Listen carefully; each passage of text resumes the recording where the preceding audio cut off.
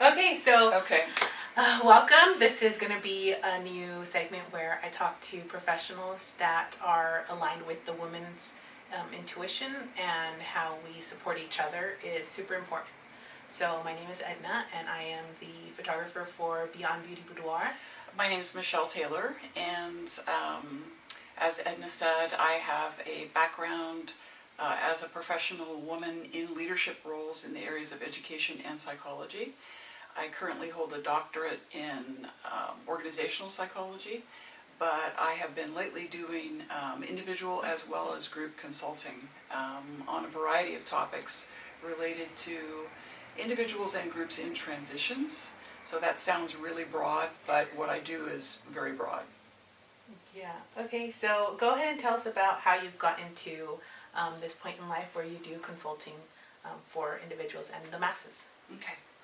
Well, like a lot of folks that have entered the field of psychology, I did so to answer questions very early on, to answer questions about myself. It's a wonderful opportunity to learn about yourself, learn curriculum, and also learn about yourself.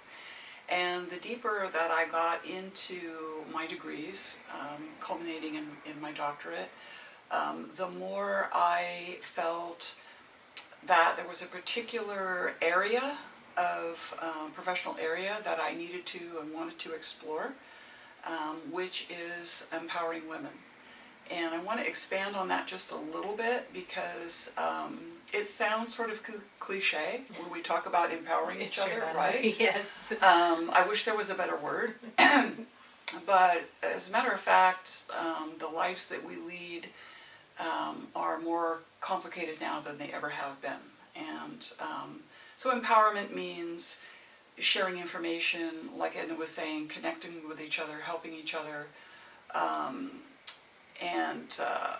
On the heels of my doctorate, I should mention right away that I created a website that was originally to assist women exclusively, especially women who were in careers, 40 and older, who were in careers, perhaps had families, perhaps were in relationships that were struggling with work-life balance. I know that's another buzzword, but that's very real.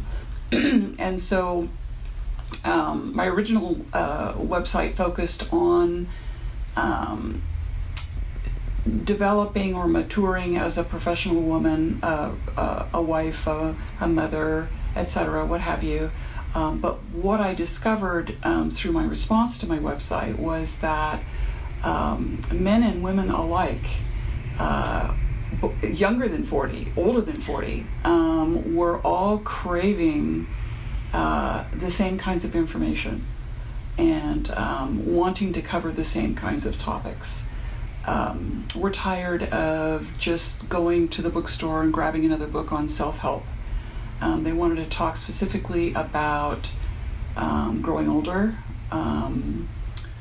maintaining confidence, getting some sort of guidance from not necessarily experts in the field, but just getting some assistance. And so now my website, theartoflivingbravely.com, is for men and women of all ages, and the audience has really exploded in terms of interest, and for that I'm glad. So it's primarily women, that's my interest, that's where my soul is, as a working woman, mother, and leader in male-dominated industries, but I want to be a more inclusive now. That's my where I am now. That's great. So what exactly do you think that, specifically women, because we are both tailoring a little more towards women, absolutely, that the current struggle is right now for the generations that are reaching into their prime adulthood, or maybe even hitting the midlife section of becoming a woman in the workforce, and not just in the workforce, but in general in this society nowadays? Well, the crazy thing is, that's a great question. The crazy thing is that once I created my website and started interacting with, as I said, people of all ages, it was it blew my mind, and I don't know why I wasn't expecting this, but it blew my mind to realize that very young women, put it that way, that were not in relationships, perhaps were still in school or their first jobs or whatever, were struggling with the same choices and decisions and complex options, and trying to figure out what they wanted, whether what they wanted was attainable, was even possible for them. And in a nutshell, they wanted it all. They want it all. And that's exactly what they should have if that's what they want.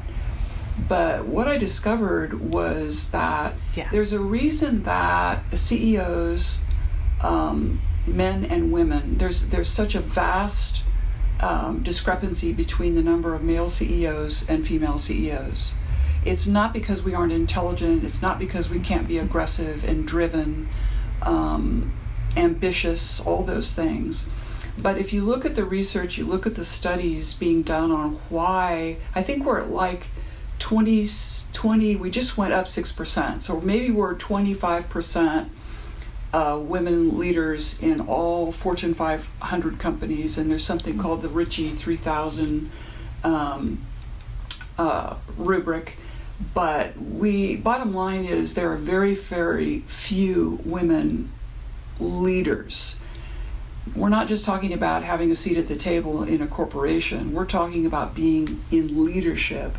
And the reason for that is that as women, we are constantly, just by virtue of the fact of who we are, the complex beings that we are always sifting, we're always weighing the pros and cons. If I do this, how's it going to affect my relationship? If I take this promotion, I really want to have kids, how do I plan, how do I map that out? And that's something that I did as a young 20-something. It's what 20-somethings are still doing. It's what women in their 20s, 30s, 40s, 50s, and beyond are doing. That's how we are wired. And I want to make very clear, I'm not saying that women are in any way preoccupied with those emotional, relational attachments and sensibilities. If anything, women are, I found in my experience, way more rational, way more more circumspect. They're really looking at the big picture of, if I do this, what will happen? If I do this, what will happen? And there's just one other thing. There's a startling statistic just came out at the end of 2019 about the fact that even when females seek and are promoted to leadership roles, CEO and CFO, et cetera, for example, there was one study that cited 26 promotions in a Fortune 500 company. 17 were either released by male leadership or they chose to withdraw. And the study made it very clear that they were not choosing to withdraw because they couldn't handle the professional atmosphere, but because of the negative impact on other areas of their lives. And so that push-pull, that struggle, that dynamic of work-life balance, and I not only think with my brilliant head, but I feel with my heart, and how I balance everything, that is happening right here, right now. That did not go away with the 70s women's liberation. It hasn't gone away with any kind of movement since. Yes, I definitely agree with all of that. Yeah, it's definitely interesting. And like based on your clientele, how do you see your impact with speaking and working with them one-on-one? How do you see that affecting their lives? It's kind of a progression. What I do with women is I kind of make a distinction. What I do with individuals is, I call it coaching, and what I do with organizations, I call it consulting. Because coaching is a relationship, and when you are, or if you are experiencing challenges in your personal life or in your professional life, you want a coach, you want a mentor, you want a partner. And so the first step basically is supporting clients in becoming aware, just sitting like we're sitting now, aware of what their true desires are. It's been my experience, personal and professional, that we tend to try to please a lot of people too much of the time, rather than checking out our own needs, whether or not we're really happy and satisfied. In the coaching relationship, it's finding out what you need to do to honor yourself, what you need to do to make yourself a priority. And it's baby steps. Sometimes that begins with 5 minutes in the morning of quiet time before roommates or children or significant others or pets or anything else. And then from there, it becomes a deeper exploration into what are your goals for yourself? What are your goals for your company? What is it that you're trying to do, and what is it that you want to do? Is it something, and this is the tough question, is it something that came out of you, this really rings your bell, or is this something that you feel you should do or are supposed to do, or the expectations that you do? So I find that in talking with women, if I ask them, even a 40-year-old, well, how do you feel about this job? Is this really what you want to do until retirement? A lot of times the answer is, well, I don't know. I don't know. I know that it's a paycheck. I know that I need to make a living. I've got kids to support or whatever. But we just don't allow ourselves that space to constantly, the word I use, other people use too, is just sift through, just check in with ourselves, and is this working? Is this helping? Am I getting to where I want to be? Am I feeling good? Am I feeling satisfied, or am I just killing myself trying to take care of everyone else? I love that. And one thing that kind of struck out when you and I first met was you said you have your website, theartoflivingbravely.com, and you spoke about your blog post that ignited like a windstorm of women that basically felt the same way, and it was on aging as a woman. Beauty specifically. Yeah. The concept of beauty. Can you expand more on Absolutely. just your blog posts and how, well, first what you thought when you were writing it, and then what you thought about the response? So my blog posts are all about my personal experience, my perspectives, personal stories, my perspectives, but I do insert relevant research quite a bit, because I'm sort of a researcher at heart, and I know that viewers like to see, well, where'd she get that? Where do those numbers come from? So the personal experience I had in my own life pertaining to women and aging was from a broad spectrum of contacts that I had here at the university where we're talking, but also out and about, connections. I would meet younger people and they would talk about, they'd say things like, well, tell me what it's like, getting old. Tell me, it's like, here, that felt weird. Yeah. But imagine. So bottom line is that because this, in the media, in social media, out in the world, in the workplace, the competition that women feel to look, appear, behave, young. That's sort of like, it's a way, unfortunately, we measure ourselves against one another. But based on all of the input that I was getting, and a lot of it was social media and comments on the internet and to my various posts, I realized that a lot of very, very young women were dreading the aging process, not really understanding the aging process.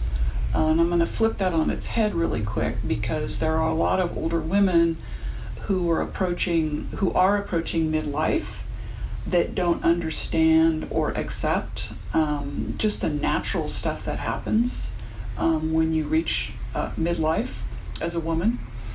And so one of the things I wanted to do was start kind of churning the conversation, getting women to ask themselves,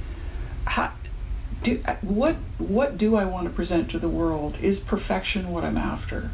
Is that really what I want? Is that really what I need? And I mentioned the fact that we can all relate, because we're on cable or satellite, or we're watching, we're all susceptible to media. And I also noticed and commented on in my blog post, my goodness, the people that are talking about certain rejuvenation products are now in their 20s and 30s because the media is targeting a younger and younger audience.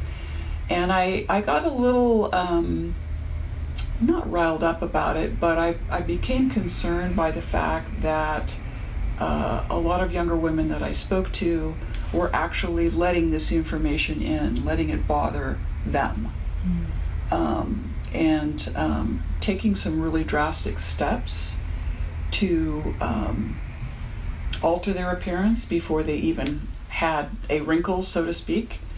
But more importantly, taking that message to heart. I'm not good enough. As I get older, and as I get wiser, and as I get more confident in myself, I don't want anything to change. I don't want, no gray hairs, no wrinkles, nothing. I want to keep up that look of, being ageless, which is not only unrealistic, but it's not healthy at all.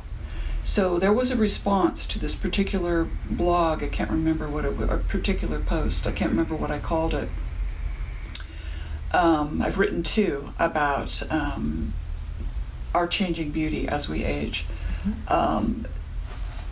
Very, very young women commenting about, wow, is it really like that? Are you just saying that? And I'm like, no, it's really okay to love yourself as you are, and whatever happens. Take care of yourself by all means. Stay healthy and drink water and stay out of the sun and all those no-brainer things that we do. But love yourself as, I forget how I put it, something like, time in life is going to do things to your face. Just appreciate that, and we've heard that before. That's a badge of honor.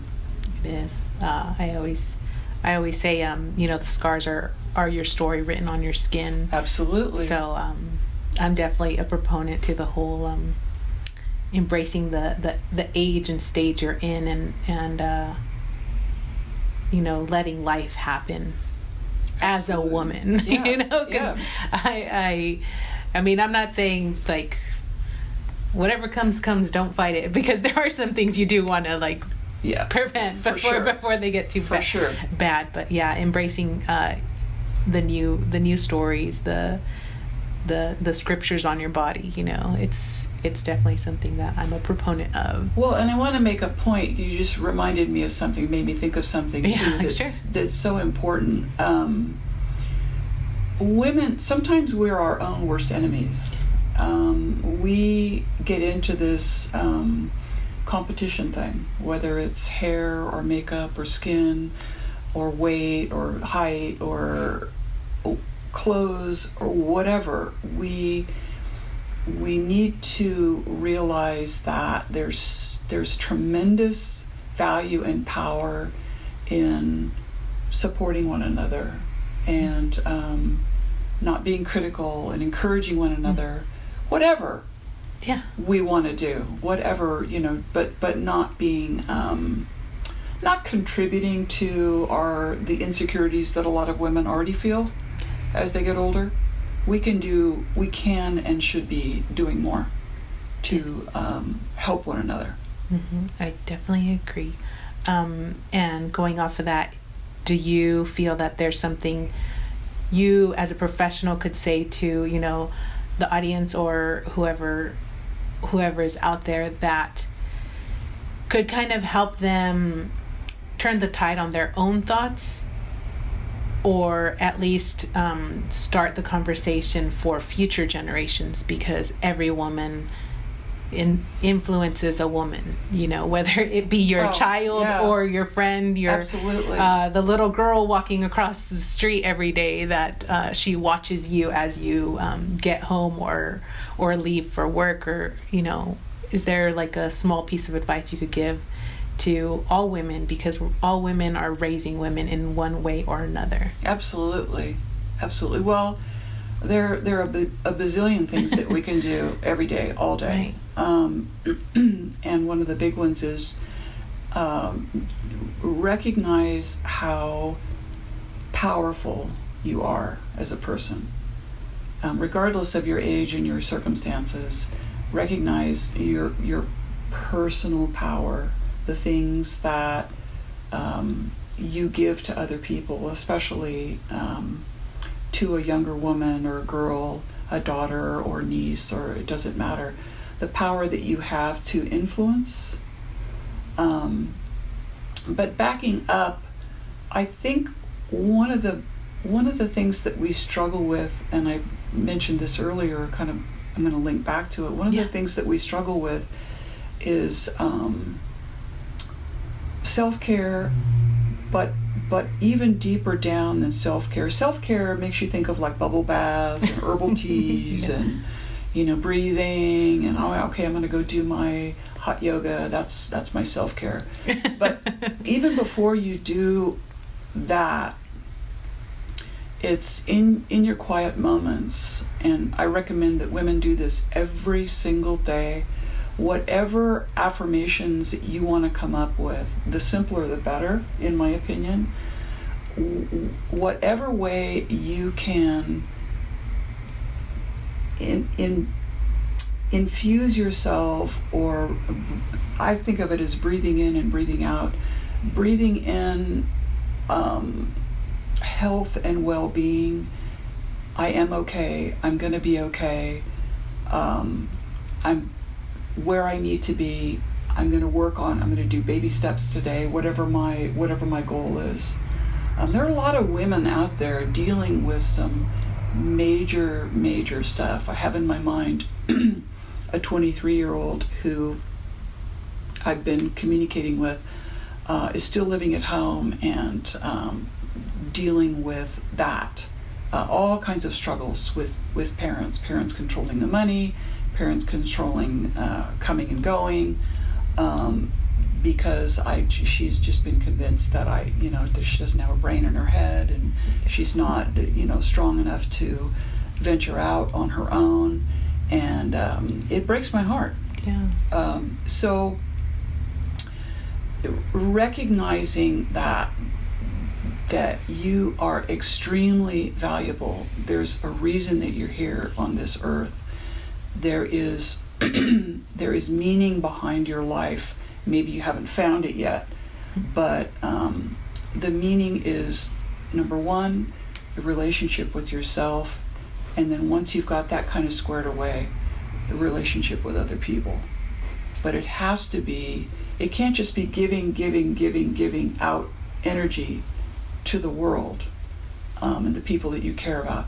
It has to happen here, because truth be told, there are very few people in life that, especially out in the professional world, that are going to say, how are you doing? What do you need? You look unhappy, take a minute. You know, it's those experiences, those encounters are few and far between.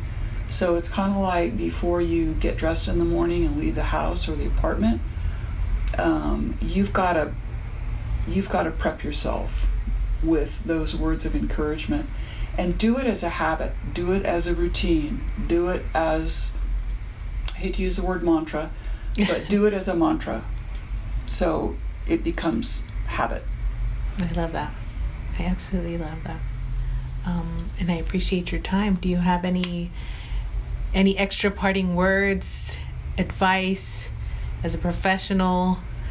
I think any last bits? The number one thing, and it took me decades to learn this, decades to accept it. I had read it in books and videos and conversations, but understand that life is a process. Every single day it's a process, and it's not about goal setting. Goal setting's great, but every mistake that you make, every disappointment, every bad choice, and we've made a whole bunch of them, all of us, you just say, well, okay, that was a learning experience, and try to incorporate that into how you do things tomorrow. Beautiful. It's just a process. Beautiful. I love that. Thank you for that.